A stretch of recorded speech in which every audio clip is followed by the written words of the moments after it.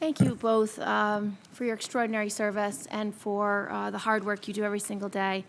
I want to continue the line of questioning that was started by Senator Levin concerning sexual assaults in the military. And I want to start with you, Secretary Donnelly. You said that you believe the chain of command needs to retain its authority to make determinations of whether or not a sexual assault charge should go to trial, because you believe that that authority is necessary to maintain good order and discipline within the ranks. Now, fiscal year 2011 had 19,000 cases of sexual assault and rape, 3,192 reported, 190 convictions. The fiscal year 2012 report has come up with higher numbers, 26,000 cases, and barely more reported, 3,374. Obviously, this is not good order and discipline. So are you saying that every commander in the chain of command is failing in our military today? No, I'm not. And I would say that the changes in the numbers that we're seeing is a matter of some debate. And we're not really sure whether the numbers of increasing reporting reflect a higher incidence, or they reflect more confidence in the system, so we're getting more reporting of incidents that had already been taking place in the Secretary Donnelly, take the lower number. Let's not even take the supposed cases of 19,000. Let's just stick with the 3,000 reported cases. If that's too high for you, let's stick with the 190 convictions from last year. The numbers are too high. We agree with you on that. The issue is that you've asked about is whether or not commanders ought to be involved in this work. And I guess in my judgment, and I'll defer to the chief to chime in here, commanders need to be part of the good order and discipline for their units. If they are cut out in some specific way, it's not good. It kind of separates them. Well, they're failing in this regard, sir. This is a regard in which there's clearly insufficient training, insufficient understanding. If the man in charge for the Air Force in preventing sexual assault is being alleged to have committed a sexual assault this weekend, obviously there's a failing in training and understanding of what sexual assault is and how corrosive and damaging it is to good order and discipline, and how it is undermining the credibility of the greatest military force in the world. This is not good enough. Now, General Welsh, in answer to the same question from Senator Levin, you said you didn't know what we'd be fixing by removing the authority from the chain of command. And you cite as proof for that the chain of command does not disregard the recommendations of the lawyer. Do you have a sense as to why, if there are 19,000 or 26,000 or some unknown number of sexual assaults and rapes within the military every year, why such a fraction are reported? Could you surmise that it may well be that a victim has no faith in the chain of command on this issue, on sexual assault? Because going back to the gentleman whose job it is to prevent sexual assaults was just alleged to have committed sexual assault. Do you think perhaps that a victim does not believe he or she will receive justice because the chain of command is not trained, does not have the understanding of what sexual assault and rape actually is? So I do not think you should pat yourself on the back that your commanders have acknowledged and accepted the recommendation of their lawyers in a good percentage of cases.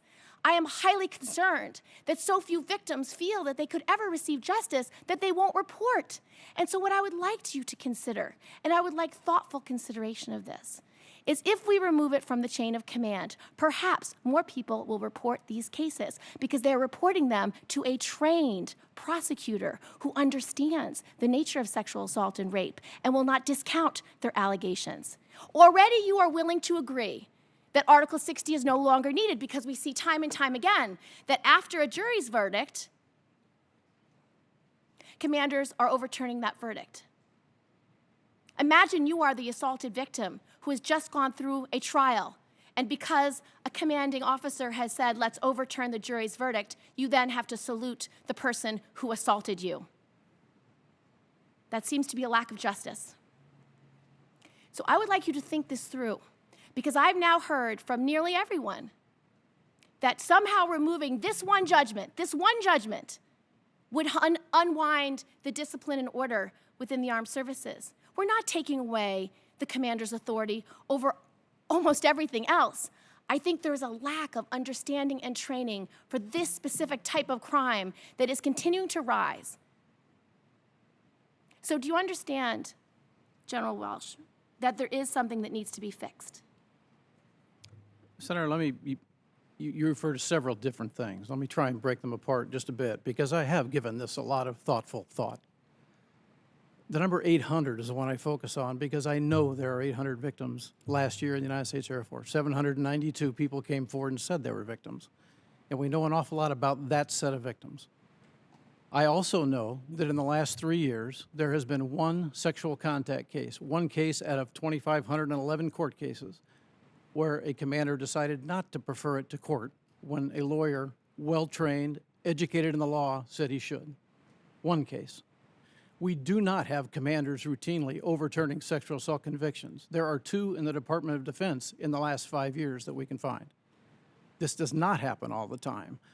The facts are critical as we try and figure out how we move forward to solve the problem, because it's very easy to get distracted and derailed and focus on things that will not make this better. My concern is ensuring, if that's ever humanly possible, that no one else suffers from this crime.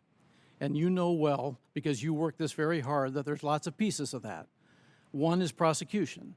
I don't know if you were in the room when we had this conversation earlier, but I sat down with my JAG. We took our Air Force statistics, because my concern is if we are seen as not prosecuting, people will not report. I heard your 0.05%, but that's not what I'm worried about. That's not the point I'm making.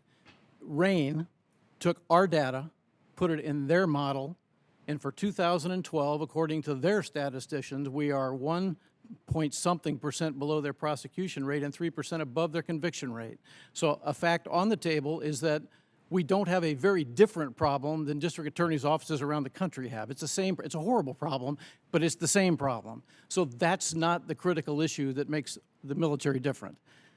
If 1 in 5 women say they are serving in the military and they are receiving unwanted sexual contact, that's a huge problem, yes, regardless of what you're looking at in the public sector. I'm not comparing us to anything, Senator. What I'm trying to get at is what is the problem that we have to fix. And in the civil sector, there are people who can help us look at this. They have the same problem. We are reaching out to them. It's the same problem in universities, on Capitol Hill, in industry. It's the same problem. And we should be working together to identify those things that help us resolve the problem in a meaningful way. And that takes a very careful analysis of the data. One of the reasons why I'm concerned that you are so focused on retaining this authority, if it's used in so few instances, why do you need to retain it? Because the reality is because it's in the chain of command, I believe, and this is what victims have told us time and time again, that it's why they don't report.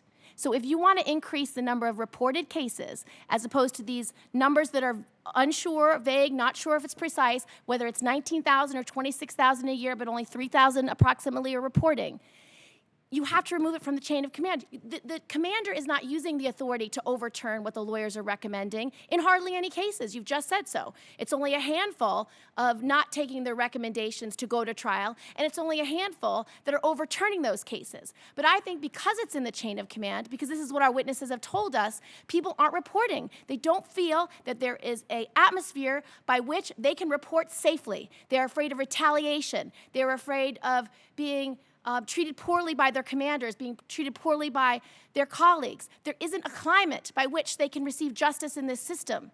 And that is why I want the decision not to be part of the chain of command, but be done entirely by trained professionals who may not have a bias or may not have a lens that is untrained. We did a survey recently in the 3rd Air Force in Europe. 79% of the respondents said that they would report sexual assault if it occurred to them. That ends up not being true once they become victims. We find that 16% of our victims report. So what changes when you become a victim? I think we all know The things that cause people to not report are really not chain of command. It's, I don't want my family to know. I don't want my spouse to know or my boyfriend or girlfriend to know. I'm embarrassed that I'm in this situation. It's the self-blame that comes with the crime. That is overridingly on surveys over the years the reasons that most victims don't report. I don't think it's any different in the military. Prosecution rates in the Air Force for this crime. I think is very different in the military. I think you're precisely wrong about that. Everything is about the chain of command, and how you are seen by your peers and your commanders is the essence of whether you will have a successful career in the military. I'm just relating what we get on surveys from our members. I can't attest to the veracity with which they take the survey. I'll take the data as face value until we have something better to work on. Our prosecution rate for sexual assault in the first quarter of this fiscal year, we have more court cases preferred to court than were preferred in the entire year of 2011. It's 50% higher than any quarter last year. We are working this hard. Thank you for your efforts, and I do appreciate what you are doing. I know every aspect of the military is trying very hard to address this scourge, and I appreciate your leadership on that. My time's expired.